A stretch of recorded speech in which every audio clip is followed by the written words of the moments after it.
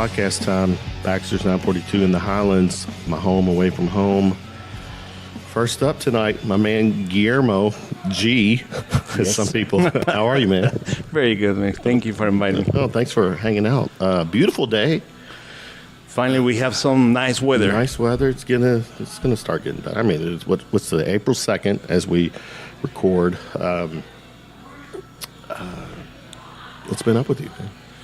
Well, I'm busy. We're just back from Amsterdam. Oh yeah. Mm-hmm. Oh wow. I did a session over there, and we finished our last play with a Theater 502. I was the pleasure to work with my son. He was the main actor, and it was very significant for us because it was the first time that a Theater 502, who is 100% Anglo company, hire Hispanic actors. Oh, yeah. And all the actors we were Hispanic. Some of them they were born now you're here. saying Shattered 502? Theater 502. So yes. obviously based in here in Louisville. Yes. What took you all to Amsterdam? Well, I do street photography, Okay. and my wife, she had a business over there, so I have the opportunity to contact some people. Oh, okay. And I'm always like people to review my portfolio. Yeah. So I have an appointment with one photographer from England who has a studio. Now there. you're bragging. You know, you do your work here in Louisville, but he gets people from Amsterdam, England, to Well, I mean- review your work. I can connect. It's good to very know. well. It's good to know the right people, right? Yes, I can connect. I mean, and I'm never afraid to ask. I didn't know the guy, but I search and I call him and I make an appointment. Mm-hmm. And he did it for free. Regularly, they charge you for, Yeah. and he gave me good tips. And I have the opportunity to work on. No, you're good. You're good. I have opportunity to work on some of my street photography and do a headshots over there. So it was great. It was Good. great. Mm-hmm. So, but yeah, the son, Shatter 502, they're over there overseas in Amsterdam. Did I understand it right? No. They weren't there. No, they weren't there. Okay. It was only Ingrid and Okay, my just- wife. okay. Yes. With my son, I did the play, Oh, okay. and he was the main actor Okay, gotcha. on. No, where was that? Was that It was here in Louisville. Okay, all right. All right. Hey, your background, let's go, take us back in time. Born and raised. In Mexico. Yeah. I immigrated to the States back in 1998. And it's been 20-something years. I was supposed to be working in Chicago, but for some reason or another one, the employee, actually they closed Churchill Down Chicago at that time, so I was ended without a job. So I moved to Louisville. I fell in love with Louisville, and I stayed since then. How long have you been in Louisville then? 20 years. 20 years. 20 years. Okay, okay, cool. A little later, we'll get into maybe the president and his take on the border, southern border, but we'll hold off on that. Been in Louisville for 20 years, but in finding you on Facebook, connecting with you, photography, acting, it's a couple of things that's on your plate, and then come to find out you're also involved with a type of empowerment mentor program. But give us, with the photography, acting, how did that all come about? Well, for the photography, I'm always like it. I had a camera for many years, but I never did anything professionally. So I was working for a local company, a corporate in Louisville, and I worked for them for 10 years, and I was happily working because I was making a lot of money. But once they changed the structure, I mean, money was my motivation to Sure. be with them, and they were very nice. And I started to feel like that need to do something meaningful, And I'm always really involved with the community, and we do a lot of things around.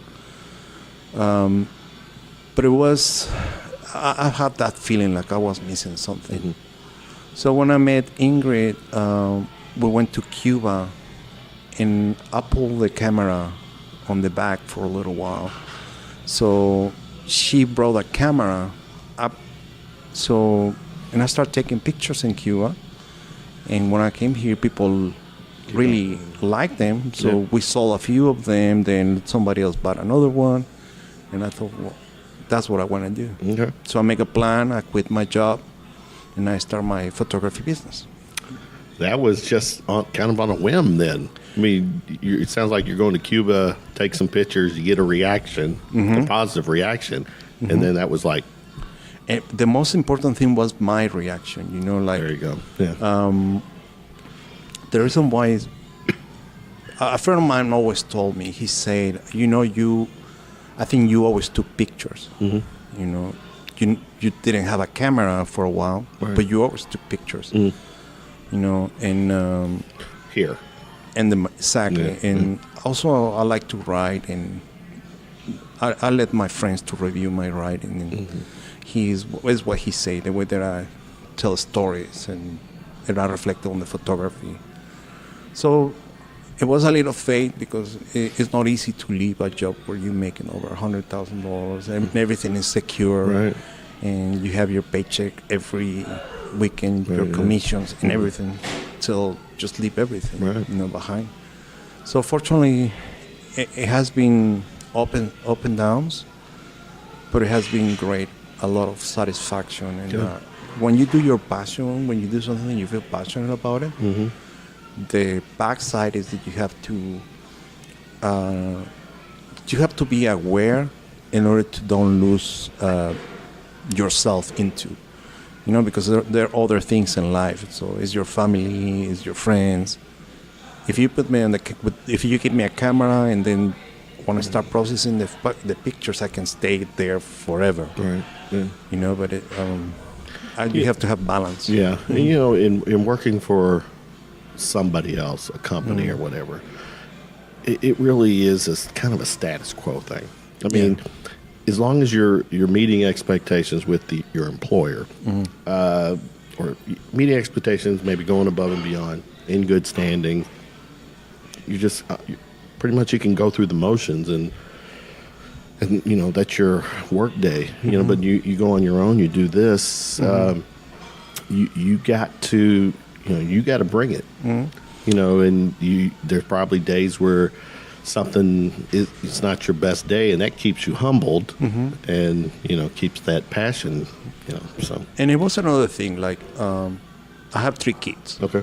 And the most important thing for me was their education, Sure. and it has been and it will always be, and also that they have a place to live and a roof and food on the table. So I know that I pull back everything behind, because the fact that they didn't have an education is non-negotiable. So, but now that they're older, now that it is certain point when you have to let them go, and so Right. they choose I'm their with you. path. So fortunately, they're still in school and they're still doing the thing. Any still home with you, or are they all out? Or Actually, all of them. They're here in Louisville. Okay. The youngest, he just got accepted in University of Cincinnati for theater. Nice. So he's moving in the summer, and the other ones they're live right down on Zorn. So Okay. that's a good thing. I mean, I'm happy they're close. Right. But I have that opportunity to see them. So it was my time, when we because we talk about it, and they were a little scared and concerned, and I say, well, now you can take care of yourself, and I think it's my time. Yeah. And they were cool. I mean, and all of them, they're into arts. All my kids are like the cameras, the theater, writing, draw. So they got Where it. do they get that from? I don't know. I mean, but it's weird because fortunately I have that. I think it's a bless that I have that part with my kids. Mm-hmm. Oh yeah. Every single one, they have one of the things that I love, and I have my private time with every single one. Yeah. It's very cool. Very cool. Acting. I mean, how long you been doing that, or what got you into the whole acting thing? That's another thing. like when I was little, I'm always want to be in all the festivals and all the events and theater. Look at me. Look at me. Yeah. I know that I'm always have that need, and I think all the people who we do art, we have that necessity to express something. You know, it could be a pain, it could be happiness, but we have that need to express something through our art, acting. So it could be laughing, crying, whatever it is. I'm always have that. I'm always have that need to express myself. You know, but unfortunately, at my time, it wasn't. It was something that my family didn't see very well. My family were politicians, so it wasn't, and it was another mentality. You know, it was like, it's no way you can be an actor. Right. It's kind of like a low thing. Oh, okay. So Was that the mindset when you were still like in Mexico, or it wasn't the mindset in Mexico. Okay, yeah. So when I moved to the States, like I'm always, I self-educate myself, and I went to Shakespeare, and I went to all the books that I could eat. So, and I went to theater by myself, and I mean, doing everything on their back. You know? Right. So when I came to the States, a friend of mine was in a play, and I say, I think I can help you. So we went through his lines. He never acted before, and he referred me after he finished his play. He referred me with the person who was in charge of a nonprofit. So they gave me an audition, and since then I started. Like, it's been like 10 years. Really? Has it all been like here in Louisville? In Louisville, yeah. Okay. So give me, who are you, like, who have you worked with here in town? Like I say, Theater 502, and mainly we have a nonprofit. It's called, oh my God, the name. No Tercera Llamada, that's the competitors. I don't know why, I don't get my name. So we have done 8 plays, and also I have done commercials, TV. I did Medicare and Medicaid commercials. Oh, yeah? Yeah. So, but basically was with the Hispanic community. You're too young to do Medicare. No, actually it was Passport. Yeah. The Passport thing. Yeah, okay, got it. And that's how it started. And one thing took to another one, and I put it a little bit on the back for a year. The last play I did with the nonprofit was 2 years ago, and then my son went to audition with 502, and they were looking for somebody to be his father. And he said, "Guess what? Duh. My father is an actor." So you actually got to work with your son. I was his biological father. You know, it was very cool. Very cool. You know, it's one thing I have. You know, in doing my podcasts in the past, I had gotten wind of the film industry scene here, and I always heard a lot of good things. And then finally, just when our podcast was starting to pick up, I reached out to some people that I knew who were in it, or involved with it, and it's really amazing. I mean, I've seen a lot of the work with some of the local people, the movies, whatever, short clip, whatever they do, and there's some talented people in this. Yes. I think that's one of the things that I love about Louisville. There is a lot of very creative and talented people. In Louisville, we've got the arts covered. We've got food, drink. Oh, yeah. I mean, entertainment is. I mean, it's definitely not on the level of L.A., Nashville, but we get in there. Well, I mean, but we've got enough that I'll speak for me that keeps me occupied. I got a lot of friends who are musicians. So yeah, there's always something to do in town. Obviously, and at the beginning of April, we're going to be.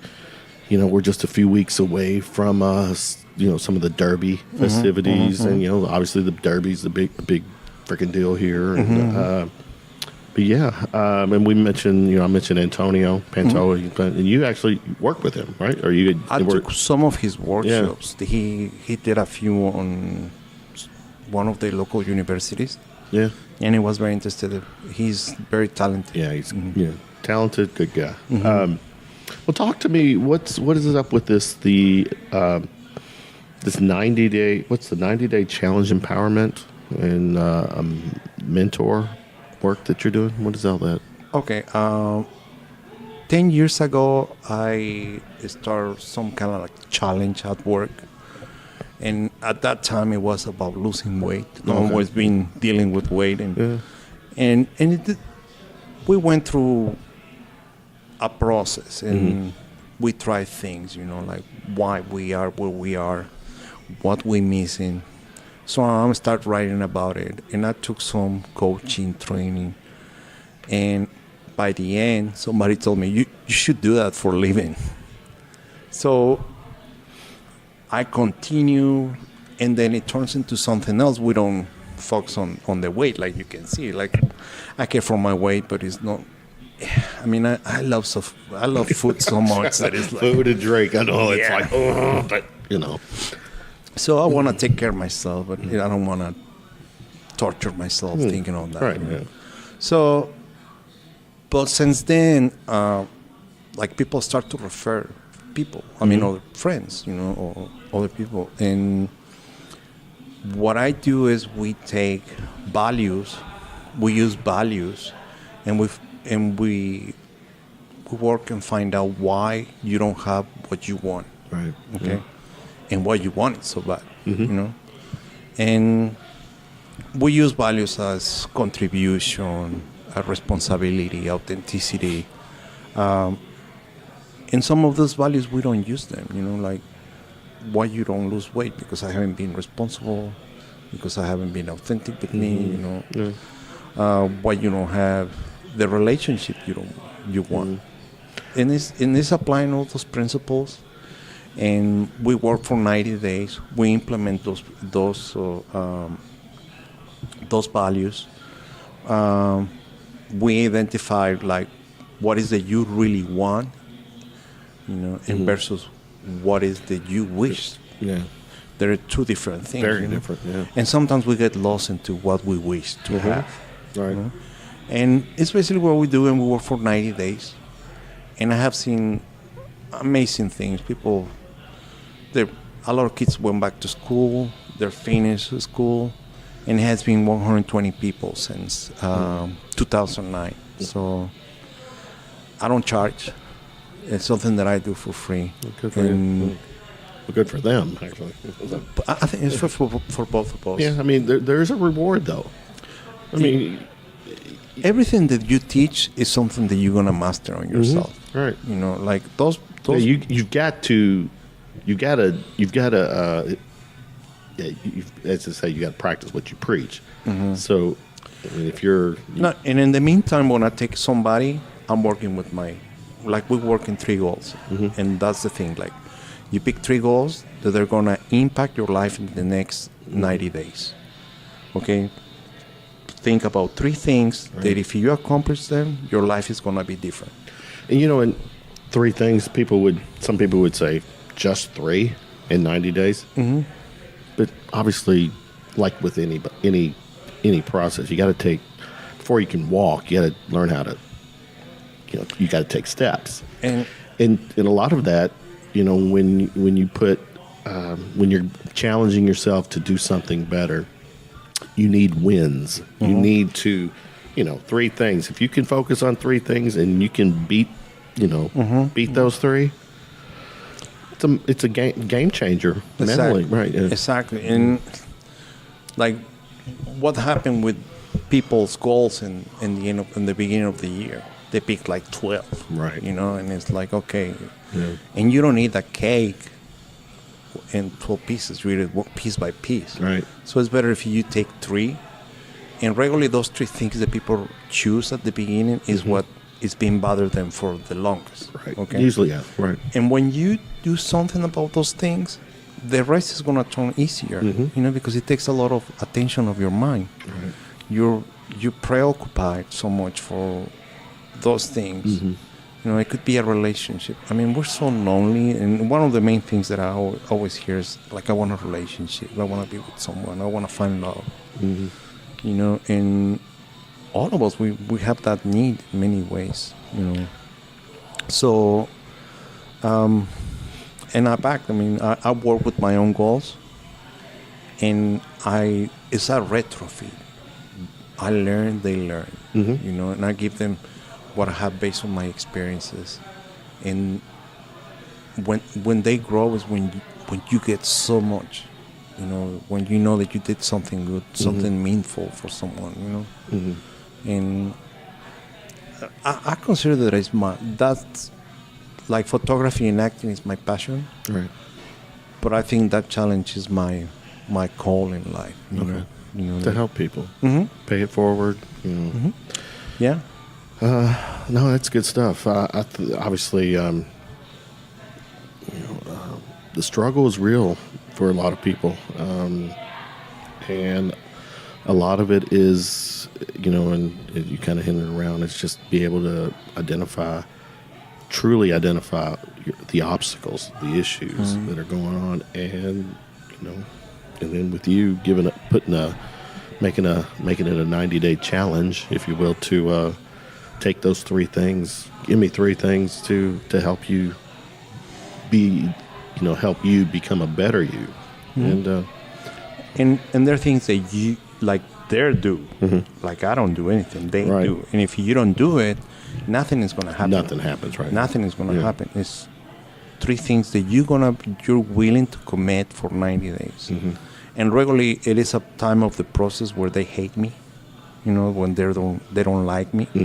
Because I could be a reminder of that. You know? How heavy has it gotten for you? Has it been? And if you don't want to go into specifics, that's fine. But are we talking people, say, with marital problems, drug problems, anything like that, or it's people who have been in some type of an abusive or relation? I mean, how complicated are some of the things you're dealing with or helping people with? Like regularly, like again, they always come with the small things, you know. Okay. They don't want to talk about it, but Fair. it always come the bigger things. Something that is very important for me is their confidentiality. But in the whole picture, I can tell you that I went through all of that. Okay. And it's so easy to recognize. What I can tell you is that I went through my own experience. Gotcha. I don't want to put it in a bad place my father, but he wasn't a nice guy when we grew up, you know. Like, we went through a lot of abuse. My mother was abused. I know what it is to see that pain. And it was for so long that I think it's one of my most important assets, because that helped me to see pain, to recognize when someone is going through that pain. Mentally and physically. Like, it is amazing, but I can tell when a woman has been abused. You know, it is a something in their voice, something on their the way they act, the way that they move. You know, a kid when he's been abused physically and emotionally. When somebody's been abused at that level, it is something that you cannot. Well, actually, let me tell you, a lot of people, they don't want to see it. Right. I believe that we are so transparent. And you know when something is going on with someone. We just don't want to see it. We ignore it. You know, I give that example. Like, how many times have you seen someone in your office that is going through a lot of pain and nobody said anything? Right, yeah. You know, how many times you saw a woman that you can tell that she's going through something and you never say something? And I think... But sometimes I've been in work environments who, the unspoken rule, unwritten rule is, don't bring your problems to work kind of thing. And and it's something that I totally disagree with this culture. Because same, yeah. I mean, it's not my business. It is something irresponsible in many ways. Why? Because if it's not your business, who is it? You know, if you don't gonna do something about it, who is going to? Right. You know, and if you're not willing, who is? You know, and that's why things are going the way they are, because nobody wants to do it. I mean, it's not my business. Keep your business separate, you know. Okay. And I mean, we have so many things that we can do together. I mean, I don't say make it public, you know, but disclosure, find someone, find help, you know, and You know, I'm social media. Obviously, you being got an idea of your age. You lived life before social media became a thing. So, but it's here to stay for us for probably for a while. It's changed our lives for better or for worse.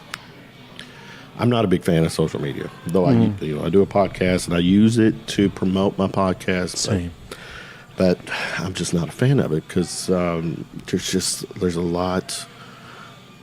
It is a means of negativity, of arguing, but some positives of social media too is that, you know, groups, support groups, people who are, you know, or in the business or in the means of helping people. You know, there are, you know, people who do need help. So, I mean, social media is a good tool to connect with, you know, certain groups. Yourself, is that how do people connect with you? with me, it has been like referrals. Regularly, it was a point when I was working with 5 people at the time. So I give them 1 hour a week. So working with 5 with no charging nothing, it was affecting me in other areas. So that's why I went through 2. So, and we start a waiting list. And then it's just by referrals, you know. Like, just to give you an example without disclosed identities, I met someone who helped me to do something. He went and do a work in my house. We talked, and he was in recovery, and we talk about his process. And I think in many ways I'm in recovery. In many ways, you know. So we talk from your. Yeah, like I don't drink. Right. Okay. I don't smoke. I'm very familiar with the 12 steps, and I went through that process, and I understand how it works, even though that I don't continue on that, but I understand very well. Gotcha. So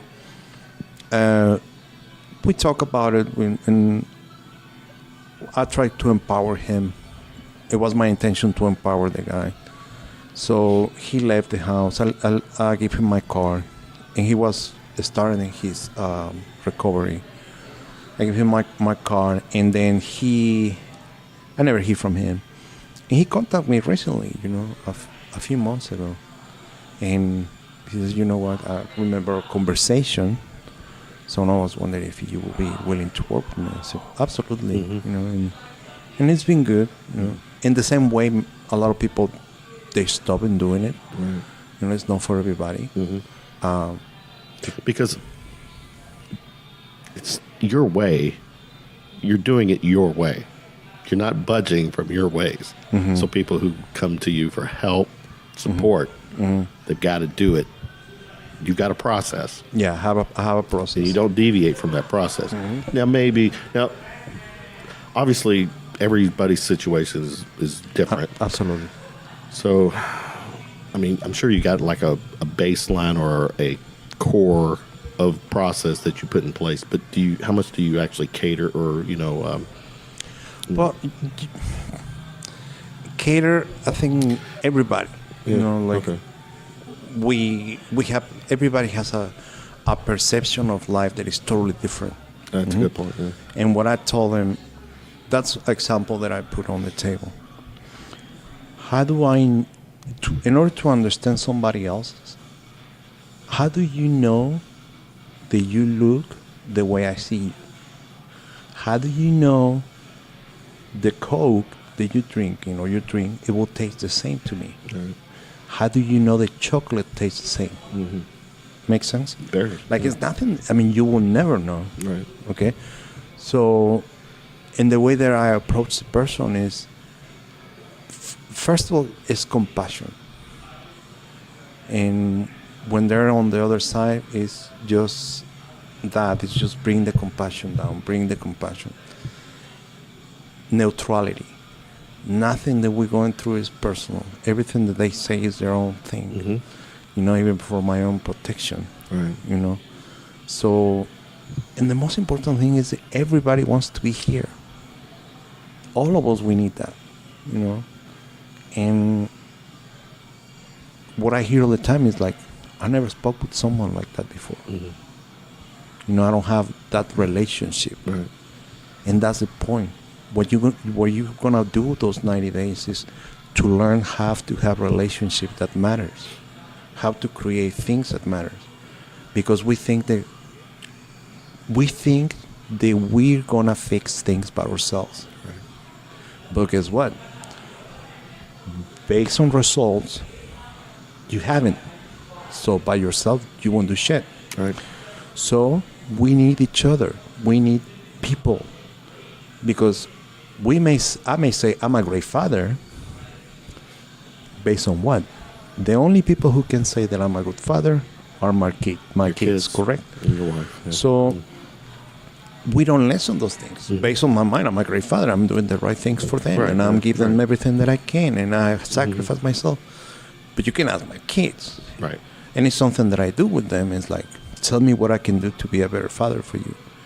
And obviously, none of my kids, they're so different, and I have to treat them different. Some of them, they need, and they want the strong part of me. You know, others, they need a softer side of me. You know, That's and it's exactly the same thing with the clients. Everybody needs. You have to hear what they want. Mm-hmm. You know, everybody wants something, and we won't know if we don't hear what they want. You know, a lot of in this day and age, though, what I hear a lot is that this generation or people in this time have become soft, or they're easily offended, or they can't take constructive feedback. And are you dealing with that when you're finding whether with I've got kids, my youngest, it's she's they're those millennials, and they're just you do. I have my moments where I struggle because I can't give tough love that I did maybe my oldest with my youngest. Yeah, and it's totally different now. It is different approach, definitely. Like my stepdaughter, she's 14, and it is a totally different approach. And also with my own daughter, like I'm experiencing something that I never saw. Even when you're coming from a country like Mexico, and culturally has been a breakthrough for me to see that my daughter and my stepdaughter, they're so independent, right? And they have an opinion. Holy shit, they have an opinion, and they talk so openly about everything. What I think is my responsibility is to give them perspective. There you go. Yeah. Why? Because they just know what they know, and they think that because they have all the information is right. Where you find it? In the internet, and you think the internet, everything is right. And the Kardashians. Exactly. So it's, for me, my responsibility is give them perspective, respecting their individuality and their time, Right. Because I went through the same thing. And at that age, what we do what we did. Right. They do what we did, Like I remember I used to dress up like The Cure, and in Mexico it was like the band, The Cure. Great band. Robert Smith. Amazing. I loved it. Amazing. One of the best. Wait, So- did they just get into the Rock and Roll Hall of Fame? Yeah. Yes. Yeah. That's right. And yeah. actually, it's coming a new record. It's coming. Yeah. Yeah. They're right. A new album coming. Yes. I love it. They're really good. I'm glad you brought that up. Just imagine Mexico City more conserved, Right. Yeah. It was another planet. So now I was dressing up that way. Which of the three Mexican countries are you talking about? Well, we'll talk on that in a second. But go ahead. So it was shocking, like dressing like that. It was like my father. You had the whole kind of goth looking. Oh yeah, in Mexico. Yeah. So I felt like I never fit in there. Yeah. And now my son, my youngest son, he's into punk rock.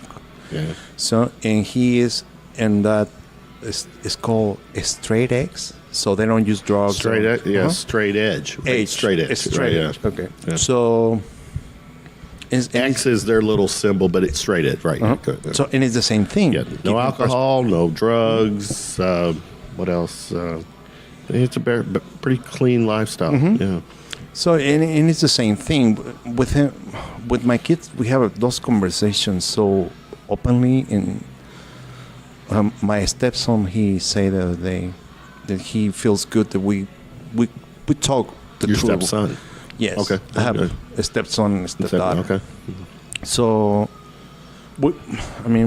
it's not, you cannot hold reality from them. So might as well talk about it. Mm-hmm. Might as well give them your perspective. Exactly right. And it's just give them the other side. They will listen, maybe no, but at least they have that information. And I think it's one of our main responsibilities with our kids. Listen to them. I mean, as long as we're giving them facts are always going to be facts. You got to just be a straight shooter with them. That's what I do, and I try to keep things in perspective. Give them perspective. Give them a big picture as well. Mm-hmm. They're thinking of here and now, but the sun rises tomorrow. It's a new day, and that keeps going until I've been on this planet for technically 5 decades. So. Oh, you too. I'm too. I'm 48. I'm 51, so getting ready to turn 52. But yeah. Well, that's some heavy stuff. I mean, it's good that I do believe, and I don't. Without getting too deep, I think we all have a calling in life. There is a path that we're all destined to take. Clearly, you're on one who, besides showing off in front of a camera and then taking pictures for the visuals for people, you're here to help people. You're here to assist, to support, and get someone to help them find the best of them, and that's a good thing. And it's more than.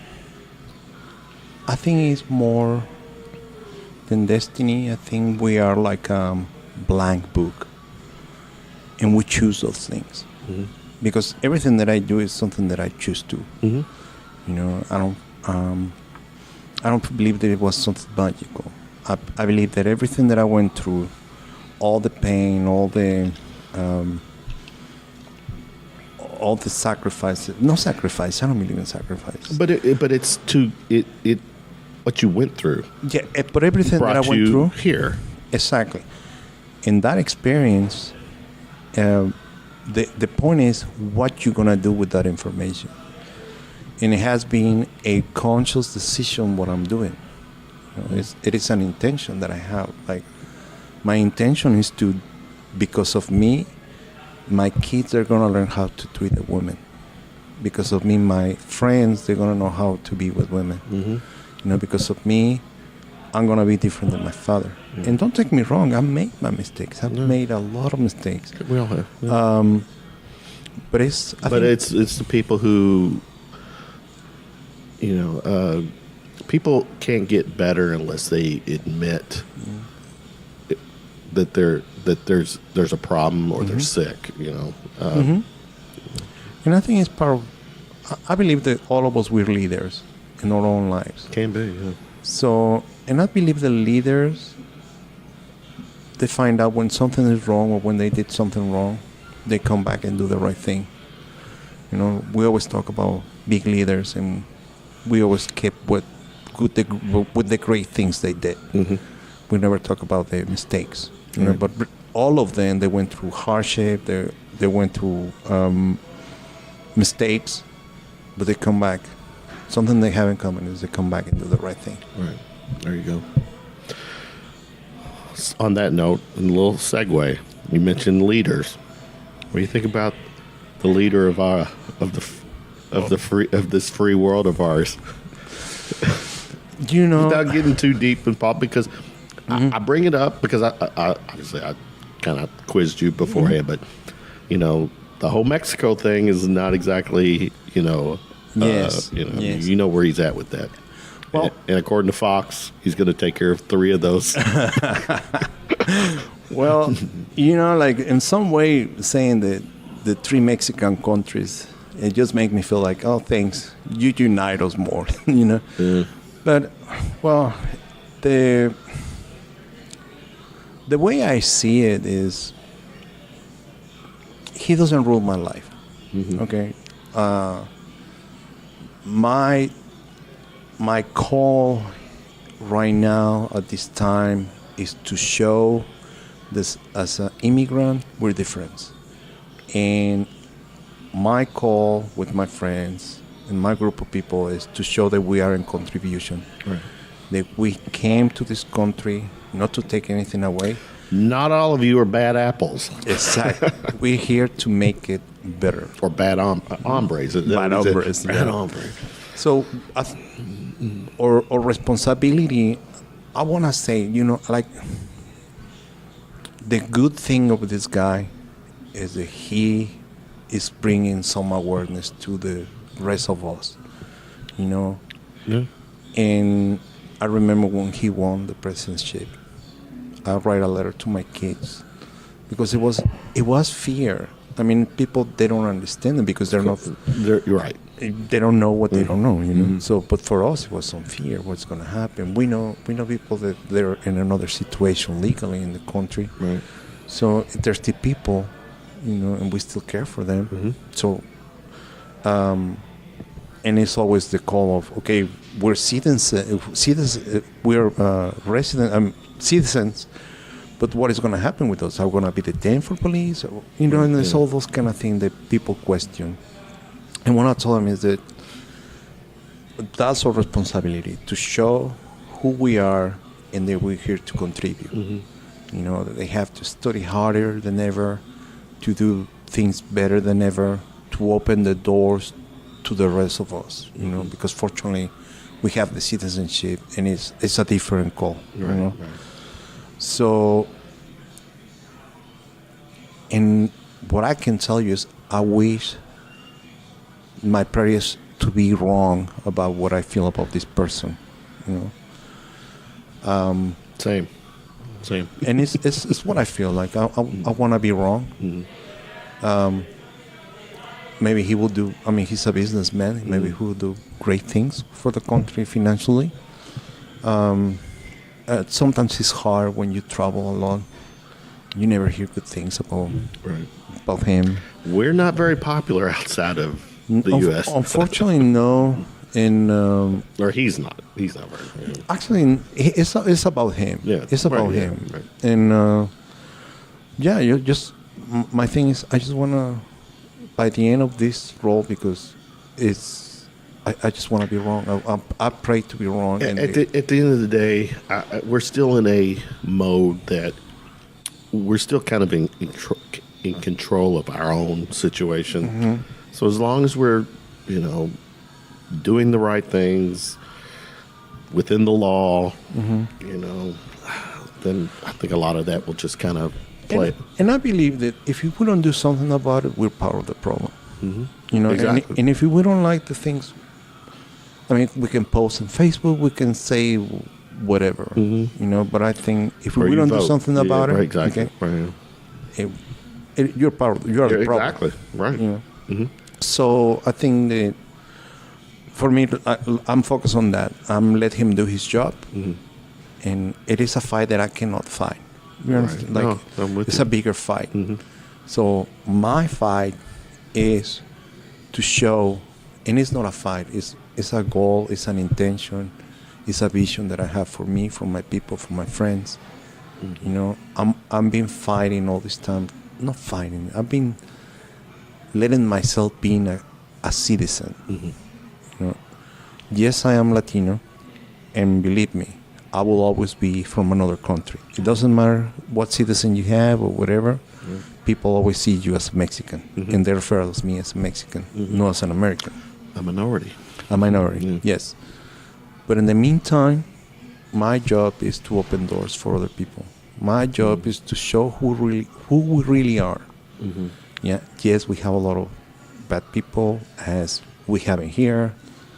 You know. But one thing that I don't want to stay too much on Trump and the whole administration. But one thing that his administration has done is clearly enabled a lot of hate.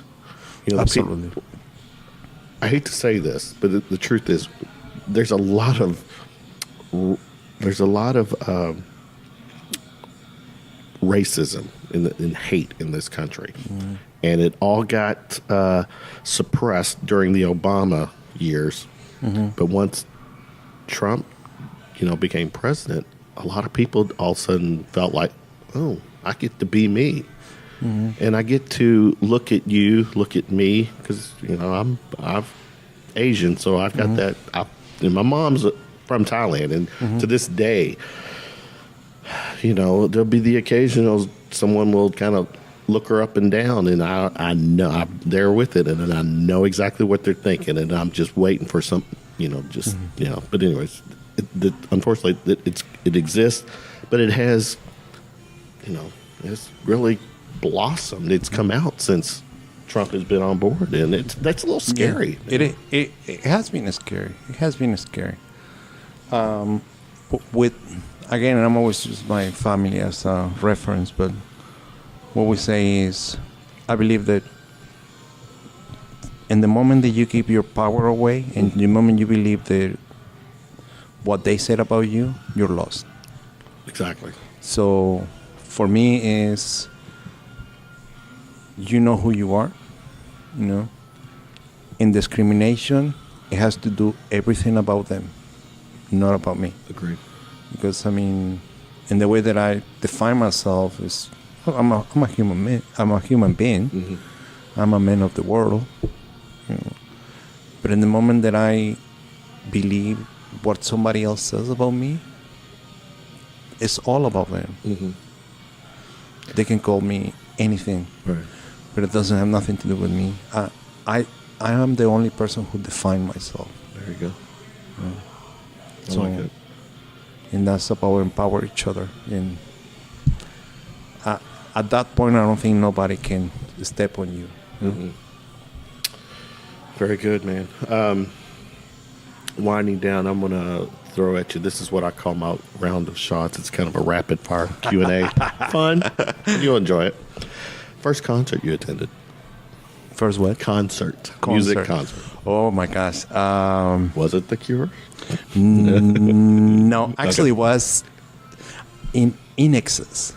In Excess. In Excess, yes. One of my all-time favorite bands. Oh, I love them. Michael Hutchins, front man for them, committed suicide. Yeah, I know. Love and I saw them. him with Michael Hutchins. Yeah. So, yeah. Wow. If you could have a superpower, what would it be? Great minds. Not flight. Nah. If you could be stuck, if you were stuck in an elevator with a celebrity, who would it be? Who would that celebrity be? Nelson Mandela. Really? Yeah. Okay. Yeah. More wisdom, right? Yeah. He's a very cool guy. I love it. Good conversation. Yeah. What would be a pet peeve? Something that drives you crazy? Drives me crazy?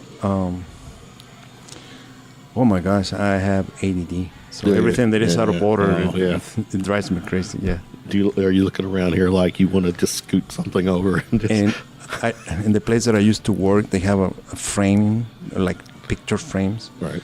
And there's supposed to be a line. So when they were online, Say, oh, yeah. I was fixing them all the time. That Yeah. you bring it up. There would be this one person where I used to work years ago who would like tape up memos and stuff, and they would always be slanted. I would untape it, straighten it, because for some reason I had that gauge. If you put a level on it, my level was always right, but for some reason you knew who it was because it was always slanted. Yeah. It drove me crazy.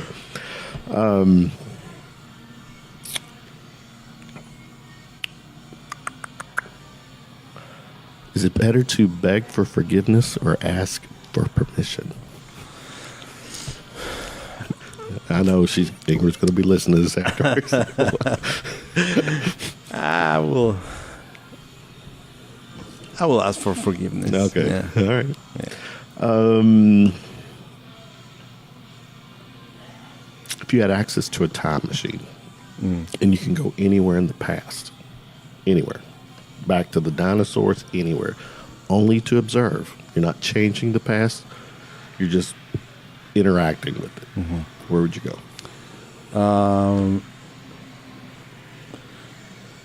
When my kids were born, that moment, and when I met the loves of my life, Yeah. Those are will always be the best moments. Should be. Yeah.